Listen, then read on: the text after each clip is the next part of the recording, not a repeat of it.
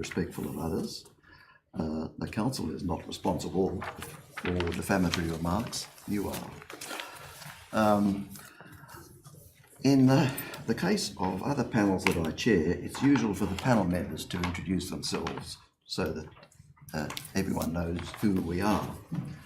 So I'll go first. I'm David Lloyd. I'm a lawyer. I'm a QC with a practising certificate. I'm a former judge of the Land and Environment Court. I'm a former acting judge of the Supreme Court. I'm currently an adjunct professor of law at Western Sydney University, and I chair 3 other local planning panels. Ms. Burke.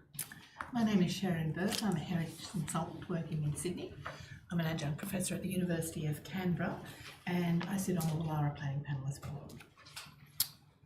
David Logan. I am a director of Godden McCar Logan Heritage Consultants. I have a background in architecture and planning, and I sit on the Strathfield planning panel. Philip Hart, local representative, community representative on this panel, my only panel.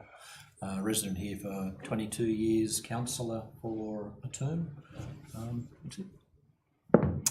All right, with that we can move on to the agenda. The first is confirmation of the minutes of the first planning meeting held on the 15th of March. The minutes have been circulated.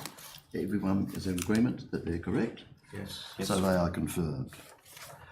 Next is the development applications. I can advise that the panel has inspected the site of each application earlier this afternoon and is familiar with what's proposed. The first item is the development of a boarding house at 2 Flagstaff Street, Gladesville. Is there anyone here who has an interest in that matter? No? No. This is unusual because when we have this many objections, there are usually some objectors who wish to have their say. I can say that the panel has come to a unanimous view that this application should be refused for various reasons. It does not accord with the State Planning Authority's State Environmental Planning Policy, affordable rental housing, in at least 2 respects, doesn't comply with the character of the area, and doesn't comply with the off-street parking requirement. It doesn't comply with the Hunters Hill DCP relating to solar access, the building line, and a few other things.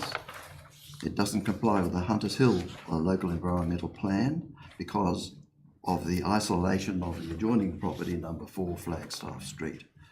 So the panel is unanimously supports the findings contained in the assessment report and endorses the reasons for approval contained in that report.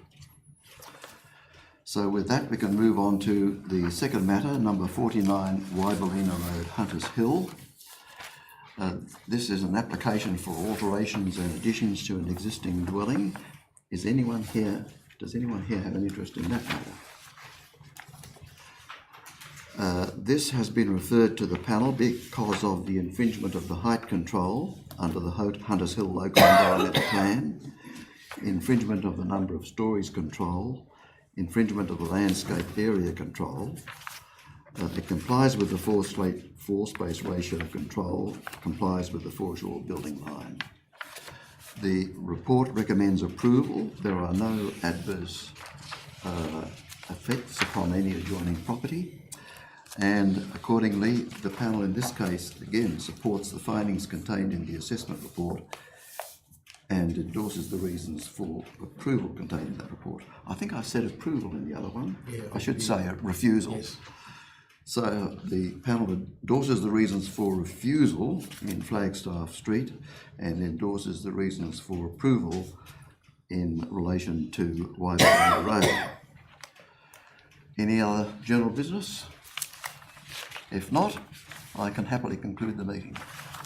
Thank you for your attendance.